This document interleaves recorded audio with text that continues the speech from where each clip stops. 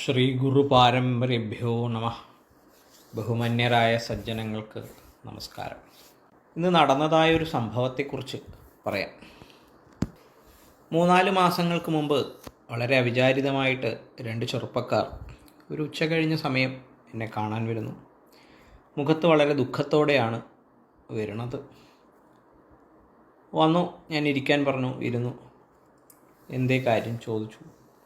പറഞ്ഞു, വലിയ ദുഃഖമാണ്, ഞങ്ങൾക്കൊരു കാവുണ്ട്, അവിടെ 4ഓളം തറകളിൽ വിളക്ക് വെപ്പുണ്ട്, എന്താണെന്നറിയില്ല. തർക്കവും പരസ്പര കലഹവുമാണ്. വസ്തു പോലും ഇന്ന് സ്വന്തമായിട്ടല്ല ഉള്ളത്. കുടുംബക്കാർക്ക് മുഴുവൻ പ്രശ്നവും ദുഃഖവും വളരെ വളരെ രോഗാവസ്ഥകളൊക്കെയാണ്. എന്താണ് ഏതാണ് ഒന്നും അറിയില്ല. കാരണം അതറിയുവാൻ ഉള്ള മാർഗം എന്താണ് എന്നുള്ളതാണ് എന്നോടുള്ള ചോദ്യം. ഞാൻ പറഞ്ഞു, നമുക്ക് അവിടെ വെച്ചൊരു പ്രശ്നചിന്തന നടത്തി ഒരു രാശി വയ്ക്കാം, എന്നിട്ട് നമുക്കത് ചിന്തിക്കാം, എന്നിട്ട് നമുക്കൊരു പരിഹാരം ഉണ്ടാക്കാം എന്നുള്ളതാണ് എൻ്റെ അടുത്ത മറുപടി. അപ്പോൾ പറഞ്ഞു, 1 സെൻറ്റ് സ്ഥലം തികച്ചില്ല, അവിടെ വന്ന് ഇരിക്കാനുള്ള സ്ഥലമില്ല, ജസ്റ്റ് ഒരു വിളക്ക് വെക്കാനുള്ള സ്ഥലം മാത്രമേ ഉള്ളൂ. ഞാൻ പറഞ്ഞു, നമുക്കൊരു അത്യാവശ്യം എന്ന് ഇരിക്കാനുള്ള സൗകര്യം അവിടെ ഉണ്ടാക്കൂ, നമുക്ക് നോക്കാം. രാശി വെക്കണമല്ലോ, എന്തായാലും രാശി വെക്കാണ്, നമുക്കൊന്നും പറയാൻ പറ്റില്ല. അങ്ങനെ ഞങ്ങളൊരു ദിവസമൊക്കെ നിശ്ചയിച്ചു. അപ്പോൾ അവിടെ ചെന്നപ്പോൾ ഒരു പായ വിരിക്കാനുള്ള സ്ഥലം, ഒരു 2 പായ വിരിച്ചാൽ ഉള്ള സ്ഥലം മാത്രമേ ഉള്ളൂ അവിടെ. അപ്പോൾ ഒരു തിരുമേനിയൊക്കെ ഉണ്ട്. അപ്പോൾ തിരുമേനി രാവിലെ അവിടെ ഒരു ചെറിയ ഗണപതിഹോമമൊക്കെ കഴിച്ചു വെച്ചിട്ടുണ്ട്. ആ സൈഡിൽ ഇങ്ങനെ ചെറിയ ഹോമം ഉണ്ടാക്കി കൂട്ടി. അപ്പോൾ ഞാൻ ചെന്നു. നല്ല മഴയെന്ന് പറഞ്ഞാൽ രക്ഷയില്ല, മാതിരി മഴ. അങ്ങനെയൊക്കെ രാശി വെച്ചു. ഇനി ഇത് എവിടെയെങ്കിലും ഇരുന്ന് ചിന്തിക്കണമല്ലോ. ഇതിന് പ്രധാനമായ ഫലമൊക്കെ പറഞ്ഞു. ഇവിടെ ഈശ്വരാധീനമൊക്കെ ഉണ്ട്, ചരിത്രത്തിൽ എന്തൊക്കെയോ മറഞ്ഞു കിടക്കുന്നതായ സ്ഥലമാണ്. ഇതുമായി ബന്ധപ്പെട്ടൊരു ശിവക്ഷേത്രത്തിൻ്റെ ചരിത്രം നമുക്ക് മനസ്സിലാക്കണം, കാണേണ്ടതുള്ള. വടക്ക് ഭാഗത്തൊരു കുടുംബവും അതുമായി ബന്ധപ്പെട്ട കളരി, അതുപോലെ ഒരു തെക്കത് സമ്പ്രദായവും അതുമായി ബന്ധപ്പെട്ട ആചരണങ്ങളൊക്കെ നശിച്ച ചരിത്രം കണ്ടുപിടിക്കാനുണ്ട്. ഇതിൻ്റെ തെക്ക് ഭാഗത്തൊരു ജലാശയം കാണാനുണ്ട്. നിങ്ങൾക്ക് ഇങ്ങനെ പറഞ്ഞു വെച്ചു. അപ്പോൾ പിന്നീട് ഇതിൻ്റെ ബ്രാഹ്മണ ചരിത്രം മനസ്സിലാക്കേണ്ടതുണ്ട്. എന്തായാലും ഇതൊരു ശിവക്ഷേത്രവുമായി ബന്ധപ്പെട്ട ഭൂമിയാണ്. ഈ ഭൂമി ശിവക്ഷേത്രത്തിൻ്റേതാണ്. ഇതിൻ്റെ ആധാരങ്ങളുടെ മുന്നാധാരങ്ങളൊക്കെ പരിശോധിച്ചാൽ ഇതൊരു ശിവക്ഷേത്രത്തിൻ്റെ ഭൂമിയാണ്, അല്ലെങ്കിൽ അതുമായി എന്തോ ഒരു അഭേദ്യമായ ബന്ധമുള്ള ഭൂമിയാണ് എന്നൊക്കെ പറഞ്ഞപ്പോൾ പറഞ്ഞു, ഇവിടെ ശിവക്ഷേത്രം ഉണ്ട്, തൊട്ടടുത്ത് തന്നെ ഒരു ശിവക്ഷേത്രമുണ്ട്. പക്ഷേ ഇത് പഴയ എന്തോ ഒരു കോളനിവൽക്കരണ കാലത്ത് സർക്കാർ ഏറ്റെടുത്ത് പോയതാണ്, അങ്ങനെ അവർക്ക് കിട്ടിയതാണ് അങ്ങനെയൊക്കെ പറഞ്ഞു വെച്ചു. എന്തായാലും നമുക്കിതൊന്ന് ചിന്തിക്കാനൊരു സ്ഥലം വേണം. അപ്പോൾ ഒരു സ്ത്രീ, ഒരു ചേച്ചി എൻ്റെ ഇടത് ഭാഗത്ത് നിന്നിട്ട് എന്നോട് പറഞ്ഞു, ഇതിൻ്റെ മുകളിൽ സ്ഥലമുണ്ട്, പറ്റുമെങ്കിൽ അവിടെ ആകാം എന്ന് പറഞ്ഞു. അതൊരു സർക്കാർ സംവിധാനത്തിലുള്ള സ്ഥലമാണ്. അപ്പോൾ അവിടെ ഒരു ജ്യോതിഷ ചർച്ച നടക്കുന്ന വിവാദമാകാൻ എളുപ്പമാണ് ഇന്നത്തെ സാഹചര്യത്തിൽ. അപ്പോൾ ഇനിയല്ല ഇവിടെ അതിനേക്കാൾ വലിയ തർക്കവും കലഹവും എപ്പം അടി പുറപ്പെടുമെന്നിങ്ങനെ ചിന്തിക്കേണ്ട സ്ഥലമൊക്കെയാണ്.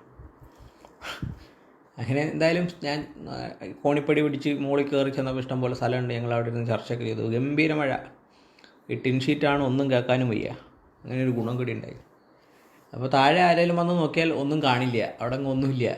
ഞങ്ങൾ മുകളിലാണ് ഇരിക്കണം. അതിൻ്റെ തൊട്ടപ്പുറത്ത് ഒരു സർക്കാരിൻ്റെ എന്തോ ഒരു ഇതുണ്ട്, അതിൻ്റെ മുകളിലാണ്. അപ്പോൾ അവിടെ താഴെ വന്ന് നോക്കുന്നവർക്ക് അവിടെ ഒന്നുമില്ല, എല്ലാം കഴിഞ്ഞു പോയി എന്നുള്ള രീതിയായി. എന്തായാലും മുകളിൽ നിന്ന് ചർച്ചയൊക്കെ ചെയ്തു. കുറച്ച് ആൾക്കാർ, ഒരു 10-50 പേരുണ്ടായിരുന്നു. ഞങ്ങൾ ചർച്ച ചെയ്തു. അപ്പോൾ എന്ത് ചെയ്യാൻ പറ്റും, പിന്നെ കുറേ കാര്യങ്ങളൊക്കെ പറഞ്ഞു. ഇങ്ങനെയൊക്കെയുള്ള കാര്യങ്ങൾ, അനുഭവങ്ങൾ കുറേയൊക്കെ പറഞ്ഞു. ഇതൊക്കെ അവരിങ്ങനെ കേട്ടു.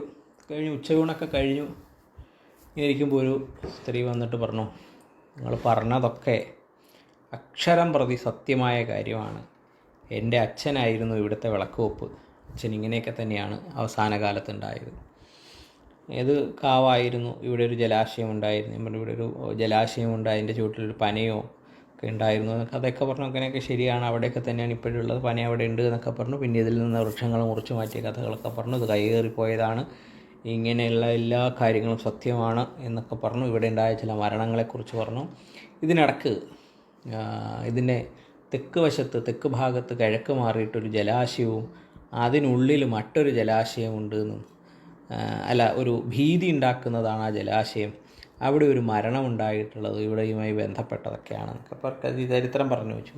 പിന്നെ ഇവിടെ ഒരു ബ്രാഹ്മണ സ്ത്രീക്കുണ്ടായ മരണം എന്നൊക്കെ ഇങ്ങനെ പറഞ്ഞു വെച്ചു. അപ്പോൾ പറഞ്ഞു ആ ജലാശയത്തിൽ തന്നെയാണ് അങ്ങനെ ഒരു പണ്ട് കാലത്തൊരു സ്ത്രീ, ബ്രാഹ്മണ സ്ത്രീയാണെന്ന് തോന്നുന്നു, ഇവിടുന്നോ വന്നൊരു സ്ത്രീയാണ്, അവരിങ്ങനെ ഇതുവഴി പോയി.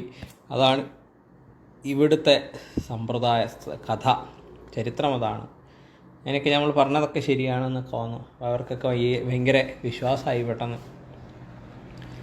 എല്ലാം ഇങ്ങനെ എന്താ പറയല്ലേ, കണ്ടതുപോലെ പറഞ്ഞു വെച്ചു എന്നൊക്കെയാണ് പിന്നീട് അവർ പറഞ്ഞിട്ടുണ്ടായത്. അങ്ങനെ എന്ത് വേണം എന്ന് ചോദിച്ചപ്പോൾ പറഞ്ഞു സ്ഥലമില്ല അമ്പലം ഉണ്ടാക്കാൻ.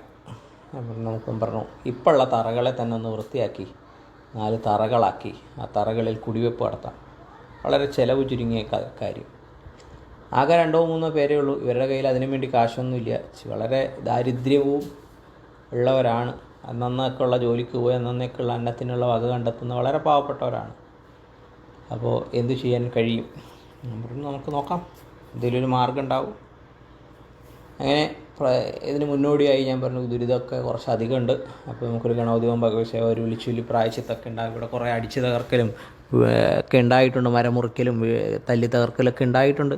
അതിനൊക്കെ ഒരു പരിഹാരം ഒരു വിളിച്ചുല്ലി പ്രായശ്ചിത്തം എല്ലാവരും ചേർന്ന് ചെയ്യാം എന്നൊക്കെ പറഞ്ഞു. അങ്ങനെ ഇതെല്ലാം കഴിഞ്ഞപ്പോഴത്തേക്ക് ഇത് കഴിഞ്ഞ് 1 മാസം തികഞ്ഞില്ല. അതിനു മുമ്പേ അവിടെ വലിയ മാറ്റങ്ങളും പെട്ടെന്ന് തന്നെ ആളുകൾ ഒത്തുകൂടി അവിടെ ആ തറ സപതിയെ വിളിച്ചു. ഉള്ള കണക്ക് സ്ഥലത്ത് പരിമിതമായ സ്ഥലത്ത് എങ്ങനെയെങ്കിലുമൊക്കെ ആ തറ ഉള്ള വൃത്തിയായി തന്നെ ചെയ്തു കഴിഞ്ഞ് കുറച്ച് ദിവസങ്ങൾക്ക് മുമ്പ് അവിടെ പ്രതിഷ്ഠയും കുടിവയ്പ്പും നടന്നു.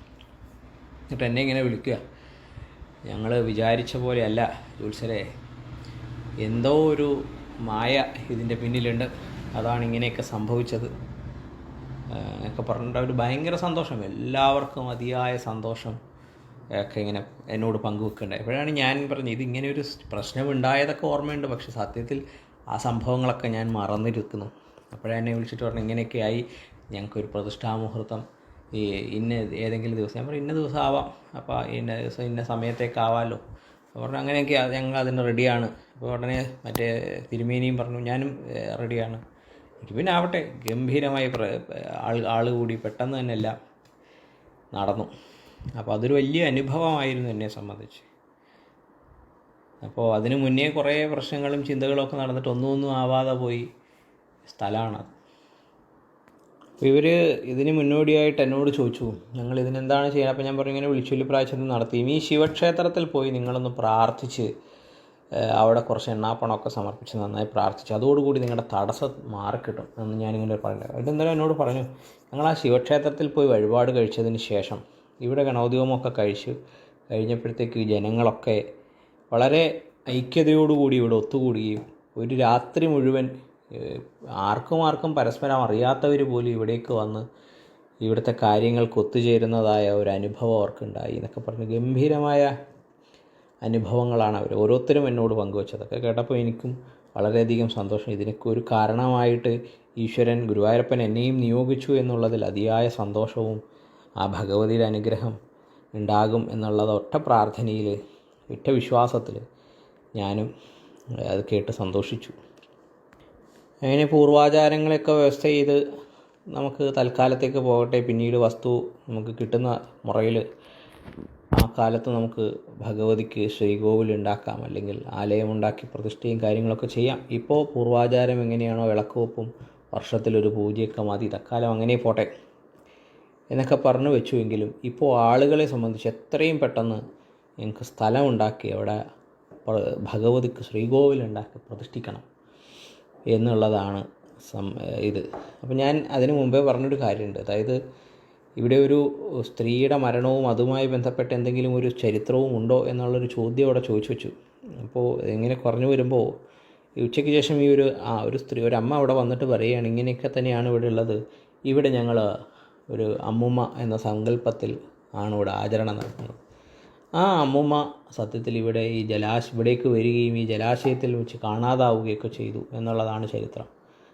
അതാണ് ഈ ജലാശയവും ഇവിടവുമായിട്ടുള്ള ബന്ധം. അതിന് ഞാൻ ചോദിച്ചു ഈ ജലാശയത്തിൻ്റെ പരിസരത്ത് എന്തെങ്കിലും മാനസിക രോഗികളെ കാണാറുണ്ടോ? ശരിക്കും പറഞ്ഞാൽ അതെ, ഇവിടെ സ്ഥിരമായി അതിന് പരിസരത്ത് മാനസിക രോഗികളൊക്കെ ഉണ്ടായിരുന്നു, ഇന്നുമുണ്ട്. ഈ സംസാരിക്കാൻ കഴിവില്ലാത്തവരോ ഒക്കെ ആയിട്ടുള്ള ആൾക്കാരൊക്കെ അവിടെ ഉണ്ട്.